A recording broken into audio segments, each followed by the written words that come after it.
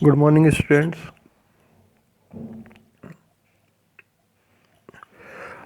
बच्चों, आज हम देखने वाले, कल तक हमने देखा था आर्टिफिशियल रेस्पिरेशन को, ठीक है ना। आर्टिफिशियल रेस्पिरेशन को कल तक हमने देखा था। आज हम लोग देखने वाले respiratory disorders.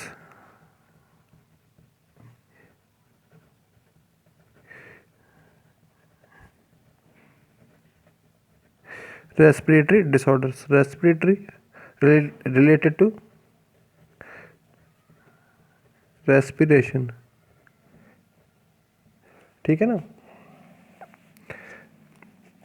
Related to respiration, ठीक है। तो डिसऑर्डर क्या बोला जाए कि ये कह सकते हैं किसी भी डिजीज़ का होना, या इसका रेस्पिरेशन में हमने दो प्रोसेस पढ़े थे। फर्स्ट था इंस्पिरेशन, सेकंड था एक्सपिरेशन, ठीक है ना। इन दोनों में से किसी में भी क्या है, रुकावट का पाया जाना है, ठीक है ना। क्या कहलाएगा? डिसऑर्डर कहलाएगा। या कह सकते हैं हम इसको दूसरी भाषा में भी कह सकते हैं डिसफंक्शन, ठीक है ना। मतलब प्रॉपर काम नहीं करना रेस्पिरेशन का, ठीक है। तो इसमें हम लोग कुछ डिजीजेस को पढ़ेंगे जो कि किससे रिलेटेड होंगी, रेस्पिरेशन से रिलेटेड होगी। इसमें फर्स्ट यदि बात की जाए तो फर्स्ट होता है अस्थमा।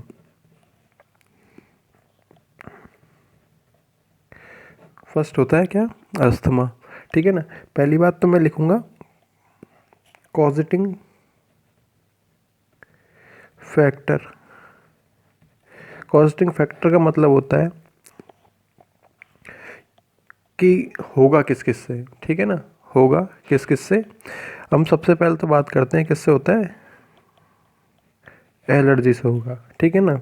कॉजिटिंग फैक्टर का, ये जो डिजीज़ की हम लोग बात कर रहे हैं, अस्थमा की बात की है, कॉजिटिंग फैक्टर में हमेशा ऐसी चीज़ें आती है जिसके कारण कोई भी डिजीज़ है वो हो रही है। रोग का कारण क्या है, रोग का कारण क्या था, ठीक है ना। जैसे कि हम लोग बात करते हैं, सड़क पे चल रहे हैं हम लोग, धूल पार्टिकल या मिट्टी के कारण डस्ट पार्टिकल बॉडी के अंदर एंटर हो रहे हैं अभी, ठीक है ना। तो इसमें पॉजिटिव एज फैक्टर में क्या आएगा, एलर्जी। तो हमें क्या है, डस्ट पार्टिकल से एलर्जी हो गई, ठीक है ना। तो फैक्टर में क्या आ गया, एलर्जी आ गया, ठीक है ना। फैक्टर में क्या आ गया, एलर्जी आगे हो गया। अब एलर्जी किस किस चीज़ से हो सकती है, सबसे बढ़िया बात, ठीक है ना। एलर्जी किस किस चीज़ से हो सकती है, पहले तो बात करते हैं हम लोग पॉलन ग्रेन्स की, ठीक है ना। गर्मियों में, ठीक है ना, गर्मियों में क्या होता है, जितने भी प्लांट्स होते हैं, स्प्रिंग सीजन की मोस्टली जब बात की जाए, तब क्या होती है, इसमें प्लांट्स के अंदर नए पॉलन ग्रेन्स का जर्मिनेशन होता है, ठीक है। तो ये पॉलन ग्रेन्स एयर द्वारा एक प्लांट से दूसरे प्लांट तक जाते हैं। बहुत ज़्यादा क्या होते हैं, माइन्यूट होते हैं, टिनी कंडीशन में पाए जाते हैं। माइन्यूट का मतलब होता है बिल्कुल सूक्ष्म, टिनी फॉर्म में पाए जा रहे हैं, ठीक है ना। जब हम सांस लेते हैं तो सांस के साथ ये कहाँ जाएंगे, अपने बॉडी के अंदर एंटर होंगे, ठीक है। बॉडी के अंदर एंटर होंगे तो इनसे हो सकती है। दूसरा हम लोग कह सकते हैं कोई भी कुछ फूड मटेरियल हो सकता है, ठीक है ना। साथ ही साथ क्या हो सकती है, स्मोकिंग। साथ ही साथ क्या हो सकती है, स्मोकिंग से भी हो सकता है, ठीक है ना। जैसे कि हम लोग मान लो कोई सिगरेट पी रहा है, उसके पास में खड़े हैं तो उसका धुआं जाएगा जिसमें कार्बन मोनोऑक्साइड होती है और बहुत सारी जहरीली गैसें पाई जाएंगी, बहुत सारी जहरीली गैसें पाई जाएंगी, ठीक है ना। अब इसके करेक्टर्स क्या क्या हो, डिजीज़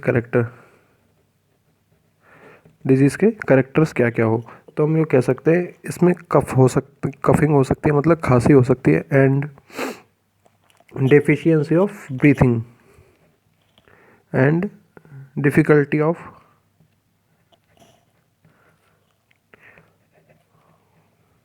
सांस लेने में कठिनाई का होना। सांस लेने में कठिनाई का होना, ये क्या हो जाएगा इसमें करेक्टर्स में, डिजीज़ करेक्टर्स के अंदर हो जाएगा, ठीक है।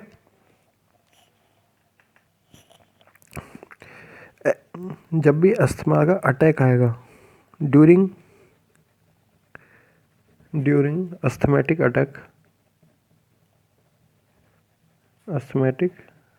अटैक, ठीक है ना। एक्सपिरेशन की जब भी बात करेंगे हम लोग तो क्या होगी, विसिल लाइक स्ट्रक्चर, वो विसिल लाइक एक साउंड प्रोड्यूस होगा, whistle like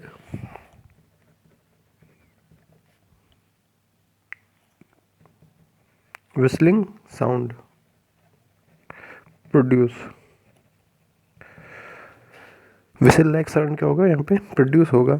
साथ ही साथ जो हमारे ब्रोंक्यूल्स होते हैं जिसके हेल्प से हम लोग क्या करते हैं रेस्पिरेशन करते हैं, हमने पढ़ी थी ऊपर ऊपर क्या पढ़ा था एपिग्लॉटिस पढ़ा, फिर ट्रैकिया पढ़ा, फिर आगे पढ़े ब्रोंक्यूल्स। ब्रोंक्यूल्स में एक्सेसिव म्यूकस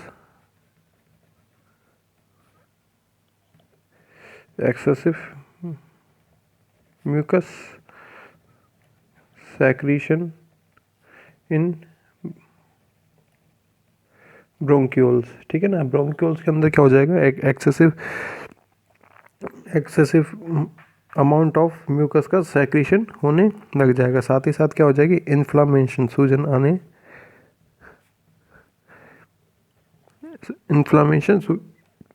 आने लग जाएगी, ठीक है। अब इसको सही करने की यदि बात की जाए, तो सही करने का एक ही तरीका है, एलर्जी से हो रहा सा एलर्जी को दूर करने वाले जितने भी हम लोग कह सकते हैं जितनी भी चीज़ें होती हैं, मास्क का उपयोग सबसे बढ़िया फ़िलहाल तो, ठीक है।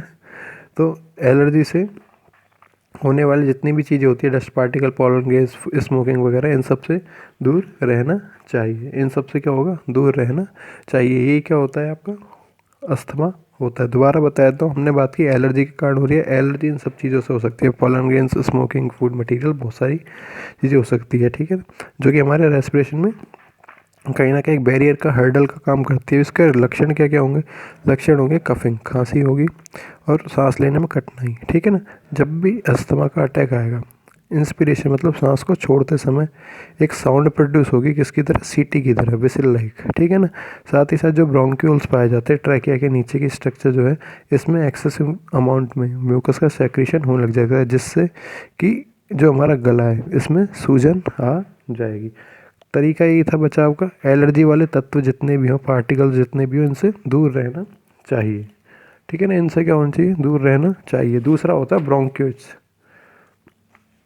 ब्रोंक्यूट्स। सेकंड डिजीज है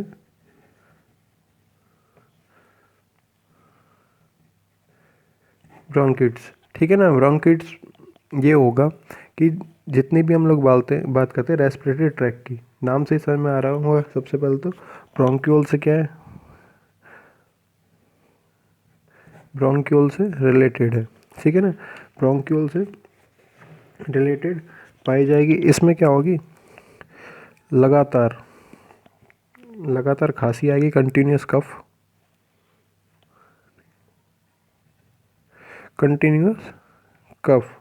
लगातार खांसी होगी। साथ ही साथ excessive amount of mucus, bronchioles में एक्सेसिव मात्रा में क्या होगा, म्यूकस सेक्रेट होगा। साथ ही साथ क्या होगी, प्रॉब्लम इन ब्रीथिंग,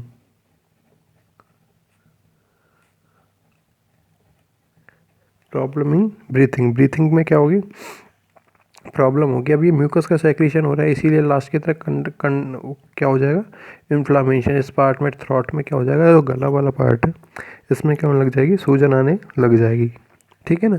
ब्रोंकिट्स किससे रिलेटेड है, ब्रोंक्यूल से रिलेटेड है। हमने बात की इससे कफ आएगा, लगातार क्या आएगा, कफ आएगा। सेक्रेशन हो रहा है किसका, म्यूकस का, एक्सेसिव अमाउंट ऑफ म्यूकस का सेक्रेशन हो रहा है, ठीक है ना। इसके कारण इन्फ्लामेशन आ रही है इनर जो सरफेस है उस पर, ठीक है।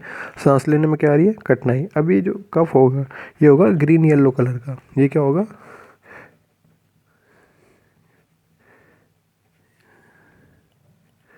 ग्रीन येलो कलर का क्या होगा, यहाँ पे कफ होगा। अब इसका कारण क्या क्या हो सकते हैं, क्योंकि ये हो सकता है, इसका कारण वही होता है, स्मोकिंग हो सकता है, ठीक है ना। स्मोकिंग या कोई भी केमिकल के कारण हो सकता है। अब हमने बात की स्मोकिंग, इसमें क्या होंगे, लगभग 50 to 100 टाइप के टबैको प्रोडक्ट पाए जाते हैं जो कि अलग अलग केमिकल बनाते हैं, गैसेस फॉर्म में अलग अलग केमिकल्स का फॉर्मेशन करते हैं, ठीक है ना। तो ये क्या हो जाएगी, आपकी ब्रोंकिट्स हो जाएगी। अब सीधी सिंपल सी बात हमने एक है, जितना भी हमारा रेस्पिरेटरी ट्रैक्ट है इसकी इंटरनल सरफेस पे क्या हो जाएगी, सूजन आ जाएगी, ठीक है ना, सूजन आ जाएगी जिससे खांसी होगी, जिससे क्या होगी, हमें लगातार खांसी का अनुभव होगा। साथ ही साथ जो म्यूकस आ रहा है इसका कलर कैसा होगा, येलो ग्रीन होगा। ये इसका मेन करेक्टर हो गए, ये क्या हो जाएंगे, मेन करेक्टर हो जाएंगे। कारण क्या था इसका रोग होने का, सिगरेट, स्मोकिंग। सबसे बढ़िया क्या था, स्मोकिंग, ठीक है ना। स्मोकिंग में या सिगरेट की यदि बात की है, इसमें एक्सेसिव मात्रा में क्या होता है, बहुत सारे केमिकल्स पाए जाते हैं, बहुत सारे केमिकल्स पाए जाते हैं जो कि बहुत ज़्यादा मात्रा में म्यूकस को सेक्रीट करते हैं। म्यूकस को क्या करते हैं, सेक्रीट करते हैं। तो ये आपका हो जाता है ब्रोंकिट्स। थर्ड नंबर पे आता है आपके पास emphysema.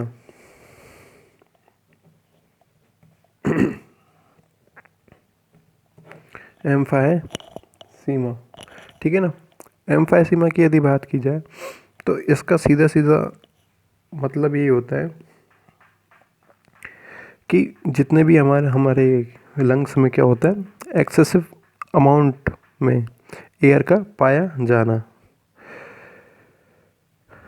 Access air present in lungs, ठीक है ना। Excess air present in lungs, lungs के अंदर क्या होगा, एक्सेसिव अमाउंट में क्या मिलना, एयर का मिलना। कारण वही था, स्मोकिंग। कारण क्या था, स्मोकिंग था, ठीक है ना। स्मोकिंग से क्या होगा, अब यहाँ पे जितने भी ये लंग्स हैं, लंग्स में क्या हो जाएगा, स्टिमुलेटेड हो जाएंगे। लंग्स में क्या हो, लंग्स स्टिमुलेटेड कंडीशन में उत्तेजनाएं पैदा होने लग जाएंगी। लंग्स में क्या होगी, उत्तेजना स्टिमुलेशंस उत्पन्न होने लग जाएंगे, जिससे जो एल्वियोलाई पाई जाती है, हमने बात की थी इस प्रकार से छोटी छोटी ट्यूब लाइक या छोटे छोटे होल्स की बात की थी, इनको हमने बोला था एल्वियोलाई, ठीक है ना। एल्वियोलाई हमने इन्हें बोला था। ये एल्वियोलाई क्यों लग जाएगी, यहाँ से रप्चर होने लग जाएगी। मैं दोबारा बता देता हूँ। Excitation,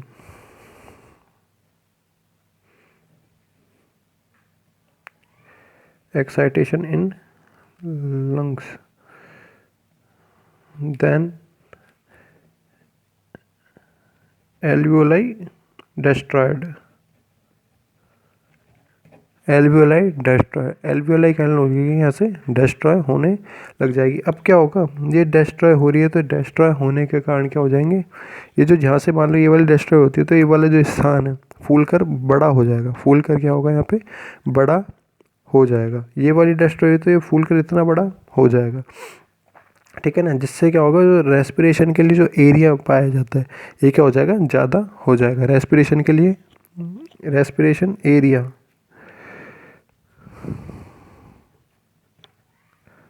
respiration area is high.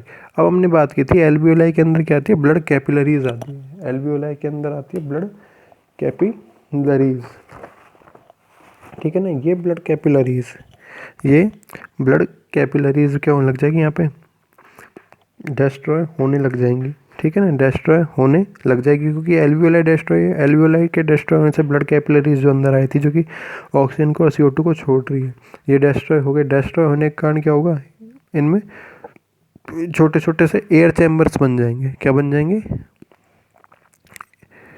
Air chamber formed. अब इन्हीं एयर चैम्बर के क्या होगी, यहाँ पे हमेशा वायु भरी, एयर जो है हमेशा भरी हुई रहेगी, ठीक है ना। एयर हमेशा भरी हुई रहेगी। मैं दोबारा बता रहा हूँ, कोई दिक्कत नहीं है। एम्फाइसीमा हम लोग पढ़ रहे हैं, हमने बात की एक्सेस अमाउंट में लंग्स के अंदर एयर का पाया जाना, एयर का पाया जाना, ये डिजीज़ थी एम्फाइसीमा। स्मोकिंग के कारण हो रहा है। स्मोकिंग में क्या हो रहा है, कुछ केमिकल्स लंग्स को क्या कर देते हैं, एक्साइटेड स्टेट में ले आते हैं, लंग्स को एक्साइटेड स्टेट में ले आते हैं, जिससे जो एल्वियोलाई होती है लंग्स के अंदर प्रेजेंट, ये डिस्ट्रॉय होने लग जाएगी। अब डिस्ट्रॉय होने लग जाएगी, पहले छोटी सी थी, ये टूट जाए मान लो तो टूट कर छोटी छोटी जो जगह है ये इस बड़ी जगह में चेंज हो जाएगी, ठीक है ना। ओके, मतलब इसके लिए रेस्पिरेशन के लिए एरिया क्या हो गया यहाँ पे ज़्यादा मिल गया। अब इसके अंदर आती है, इनके अंदर आती है ब्लड कैपिलरीज। छोटी टूटी हैं तो ऑब्वियसली ब्लड कैपिलरीज टूटेंगी, तो इसमें ब्लड कैपिलरीज तो क्या होती हैं, एब्सेंट पाई जाती हैं। अब इसमें एयर अगर आएगी, जो कि हमने ली थी, एयर अगर आएगी तो उसको, एयर को लेने वाला कौन था, ब्लड था। कौन था, ब्लड था, जो कि हीमोग्लोबिन लेता है इसको। अब ठीक है ना, अब वो लेने वाला ही नहीं है तो इसके अंदर क्या रहेगी, हमेशा एयर भरी रहेगी। तो इसकी जो लेयर है, इसी को हमने बोला है एयर चैम्बर, इसी को हमने बोला है एयर चैम्बर बोला है, जो कि सांस लेने में क्या करती है, कठिनाई उत्पन्न करता है। फिर फोर्थ नंबर पे आती है हमारे पास डिजीज़। फिर फिर फोर्थ नंबर पे आती है निमोनिया। निमोनिया अच्छा डिजीज़ है।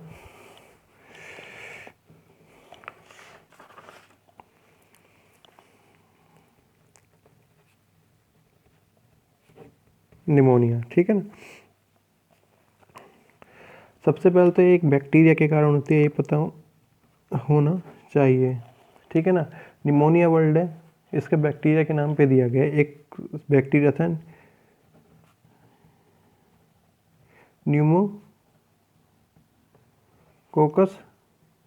निमोनी।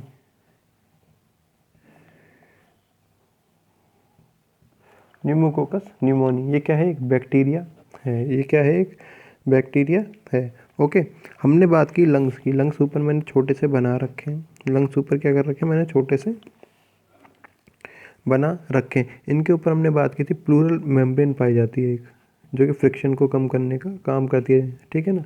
इसके बीच में प्लूरल फ्लूइड भरा हुआ रहता है। ये जो लेयर है, इन दोनों के बीच में क्या होगा, प्लूरल फ्लूइड भरा हुआ रहता है। इस बैक्टीरिया के कारण ये जो लेयर है, इसके अंदर क्या हो जाता है, वाटर एंटर हो जाता है। यहाँ लिख देता हूँ, वाटर एंटर हो जाता है, जो कि क्या करता है, मोस्टली बच्चों में होता है ये रोग, ठीक है। जिससे जो रेस्पिरेशन है, मतलब लंग्स के इंस्पिरेशन में और एक्सपिरेशन में कहीं ना कहीं दिक्कतें आती हैं। लंग्स के रेस्पिरेशन में और इंस्पिरेशन और एक्सपिरेशन में दिक्कतें आती है, ठीक है ना। दोबारा मैं बता रहा हूँ, एक बैक्टीरिया था न्यूमोकोकस निमोनी, कई बुकों में लिखा मिल जाता है स्ट्रेप्टोकोकस न्यूमोनी, कोई दिक्कत नहीं है, टाइप ए की है बैक्टीरिया का, ठीक है ना। ओके, हमने बात की जो कि प्लूरल फ्लूइड है, जो कि इसके अंदर भरा हुआ था। इसके अंदर क्या हो जाएगा, यहाँ पे वाटर एंटर होने लग जाएगा। साथ ही साथ जो एल्वियोलाइज थी, इनमें क्या होने लग जाएगा, वाटर एंटर होने लग जाएगा। वाटर एंटर होगा तो यहाँ पे क्या आएगी, इन्फ्लामेशन इन लंग्स। लंग्स के अंदर क्या आएगी, यहाँ पे सूजन आएगी पानी के कारण, क्योंकि लंग्स के अंदर कभी भी पानी नहीं पाया जाता, ठीक है ना। लंग्स में पानी नहीं होगा, लंग्स में क्या हो जाएगा, सूजन आने लग जाएगी। इसी के कारण सांस लेने में कठिनाई होगी, पहली बात तो, ठीक है। मोस्टली होता है किसके अंदर, child and old age persons में, ठीक है ना। मोस्टली क्या होगा, चाइल्ड और ओल्ड एज पर्सन्स में ये रोग होगा। अब क्या करना पड़ेगा, रोग को ठीक करने के लिए इस बैक्टीरिया को ख़त्म करना पड़ेगा। तो इसके लिए क्या होंगे, antibiotic medicine, antibiotic use of antibiotic medicine को यूज़ करना पड़ेगा, ठीक है ना। तो सीधी सिंपल सी बात हो गई निमोनिया की भी। फिर नेक्स्ट रोग आता है हमारे पास सिलिकोसिस।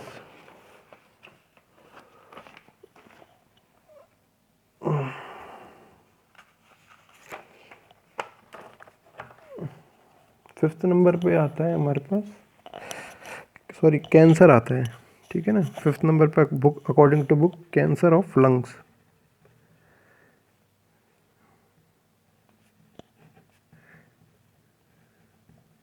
कैंसर ऑफ लंग्स, ठीक है। कारण स्मोकिंग, टीवी में भी बताते हैं, कारण क्या है, स्मोकिंग है। अब क्या होंगी, ये सिगरेट की यदि बात की जाए, ठीक है ना, सिगरेट का जो धुआं होता है, ठीक है ना, उसमें क्या होते हैं, सिगरेट के अंदर बहुत सारे केमिकल प्रेजेंट होते हैं, ठीक है। केमिकल्स कुछ जीनोम में चेंजेस कर देते हैं, लंग्स के जीनोम में चेंजेस करते हैं। उसकी भी हम लोग मोस्टली बात करने के इतनी ज़्यादा आपके में है नहीं बुक में, क्योंकि तो हम लोग सिगरेट की यदि बात की जाए तो सिगरेट में क्या होते हैं, केमिकल्स प्रेजेंट होंगे, केमिकल्स प्रेजेंट पाए जाएंगे। अभी क्या होगी, जो यही केमिकल से धुआं उत्पन्न होगा जो कि हमारे क्या जाएगा, लंग्स के अंदर जाएगा। धुआं का जाएगा स्मोक, स्मोक होगा, सॉरी स्मोक फॉर्म। पूरे ही समझाते हैं दोबारा, ये लो 5th number, cancer of lungs. ठीक है, कारण था स्मोकिंग, कारण था स्मोकिंग। ठीक है ना, स्मोकिंग में मोस्टली होती है सिगरेट, स्मोकिंग में भी मेन कारण होता है यहाँ पे सिगरेट। ठीक है ना, सिगरेट से क्या होगा, एक स्मोक पैदा होगा, स्मोक होता है सिगरेट का धुआं। ठीक है ना, इसके कारण क्या होंगे, स्मोक में केमिकल फॉर्म्ड होंगे, या कह सकते हैं chemicals present in smoke. Smoke के अंदर क्या होंगे, केमिकल्स प्रेजेंट होंगे। अभी ये केमिकल्स जो लंग्स सेल हैं, लंग्स सेल हैं, ठीक है ना, आपको ये पता है सेल्स में क्या होती है, ग्रोथ पाई जाती है, साथ ही साथ क्या होती है, डिवाइडेशन का प्रोसेस होता है, क्योंकि कुछ डेड सेल्स होती हैं, कुछ जो उम्नी सेल्युलर आप लोग 11th में पढ़ते आए हैं, जितनी भी नई सेल्स का फॉर्मेशन होगा हमेशा होगा पुरानी सेल से होगा, मतलब एक सेल से दूसरी सेल का ओरिजिन हो रहा है। तो ये लंग से सेल क्या करेंगी, डिवाइडेशन करेंगी। ठीक है ना, इनमें क्या होगा, डिवाइडेशन का प्रोसेस होगा, तो ये क्या हो जाएगा, अनकंट्रोल्ड हो जाएगा, uncontrolled growth and divideation, division.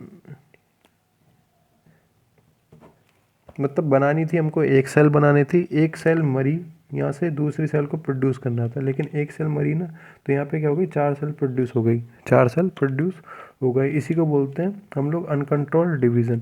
साथ ही साथ उसकी साइज, नेचुरल साइज अगर ये थी तो इस साइज़ की बन गई। ठीक है ना, इसी को ही क्या बोलते हैं, हमेशा कैंसर के लिए यही बोला जाता है, अनकंट्रोल ग्रोथ ऑफ सेल्स क्या होती है, कैंसर होता है। अभी लंग्स के अंदर है, लंग्स में की जो सेल होंगी इनमें अगर अनकंट्रोल ग्रोथ होने लग जाए और डिवीज़न होने लग जाए तो इसको बोलेंगे हम cancer of lungs, cancer of lungs बोलेंगे। जिससे क्या होने लग जाएगा, धीरे धीरे लंग्स काम करना, फंक्शन, लंग्स काम करना बंद कर देंगे।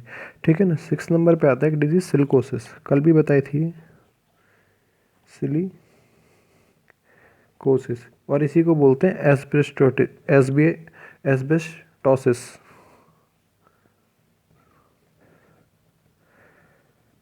एस्बेस्टोसिस, सिलिकोसिस वर्ड बना है किससे, सिलिका से, सिलिका, सिलिका होता है सैंड, रेत, या हिंदी में बोलते हैं इसे मिट्टी। ठीक है ना, एस्बेस्टोसिस बना है वर्ड एस्बेस्टोस से, एस्बेस्टोस से। ये भी क्या होता है, type of sand, type of sand या रॉक कह सकते हैं, और भी अच्छी बात कहें तो। ठीक है ना, रॉक पत्थर होता है ना, पत्थर का एक टाइप होता है एस्बेस्टोस, आपने पढ़ा होगा, कभी आगे पढ़ लोगे कॉलेज में जब आओगे केमिस्ट्री के अंदर इसे अच्छे से।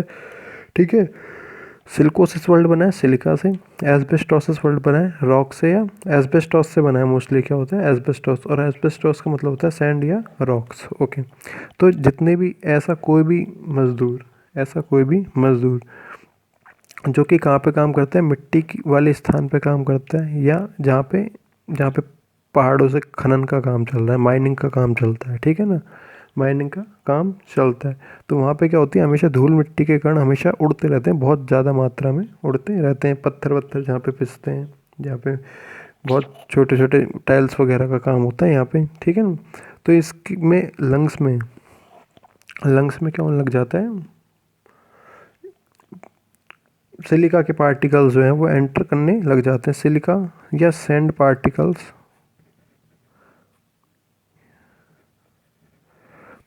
Present in lungs. लंग्स के अंदर क्या थे, सैंड पार्टिकल्स प्रेजेंट पाए जाएंगे, जो कि क्या करेंगे, धीरे धीरे अगर सैंड पार्टिकल्स में जमा होते रहेंगे तो एक स्टोन का फॉर्मेशन कर लेंगे, जिससे क्या होगी, एक ब्रीथिंग में कठिनाई, प्रॉब्लम इन ब्रीथिंग।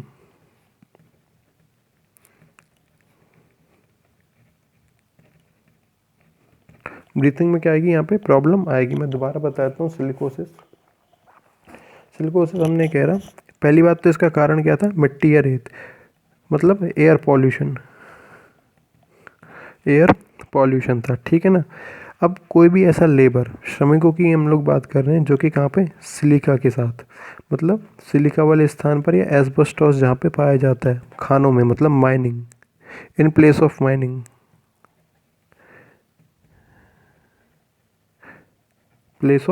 माइनिंग वाली जगहों पर, ठीक है ना, उनमें क्या होगा, सिलिकोसिस या एस्बेस्टोसिस रोग होगा, ठीक है ना। अब क्या होगा, जितने भी सैंड पार्टिकल्स थे वो कहाँ आ जाएंगे, लंग्स के अंदर आ जाएंगे, ठीक है ना। और लंग्स के जो ऊपरी भाग है इसमें क्या होंगे, सूजन उत्पन्न करेंगे, साथ ही साथ कुछ कण, जो सैंड कण है, ये लंग्स के अंदर जमा होने लग जाएंगे, जिससे लंग्स प्रॉपर रूप से काम नहीं करेंगे, ठीक है ना, प्रॉपर रूप से काम नहीं करेंगे, जिससे क्या हो जाएगी, आपकी शॉर्टनेस ऑफ ब्रीथिंग हो जाएगी, मतलब ब्रीथिंग में प्रॉब्लम आएगी। तो ये हो जाता है आपका सिलिकोसिस डिजीज़। आज हमने पढ़ी है 2-3 डिजीज़ पढ़ी हैं। पहली थी हमने अस्थमा पढ़ा, दूसरी ब्रोंकिट्स पढ़ी थी, तीसरी पढ़ी थी एम्फाइसीमा पढ़ी थी, चौथी निमोनिया पढ़ी है, ठीक है ना। फिफ्थ हमने कैंसर ऑफ लंग्स पढ़ा है, सिक्स्थ हमने सिलिकोसिस पढ़ा है। आपका ये चैप्टर यहाँ पे कंप्लीट हो जाता है। नेक्स्ट वीडियो से हम लोग नया चैप्टर स्टार्ट करेंगे। Thank you.